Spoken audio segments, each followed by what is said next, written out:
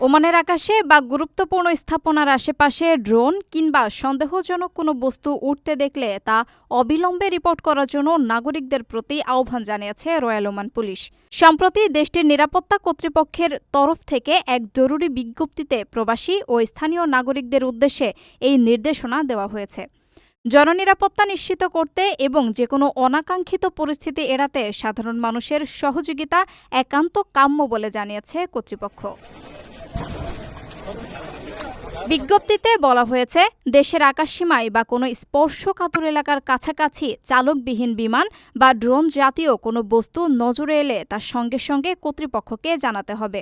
নাগরিকদের সুবিধার্থে এবং দ্রুত তথ্য আদান প্রদানের লক্ষ্যে একটি বিশেষ হোয়াটসঅ্যাপ নম্বরও চালু করা হয়েছে। কারো নজরে এমন কিছু এলে সরাসরি 77720078 এই নম্বরে হোয়াটসঅ্যাপ বার্তা পাঠিয়ে তথ্য দেওয়ার অনুরোধ জানানো হয়েছে।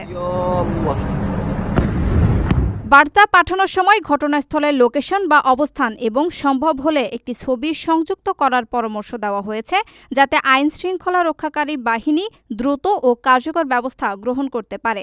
তবে এ সংক্রান্ত ছবি বা ভিডিও সামাজিক যোগাযোগ মাধ্যমে শেয়ার বা জনসমক্ষে প্রচার করা থেকে বিরত থাকার জন্য কঠোর নির্দেশ দেওয়া হয়েছে।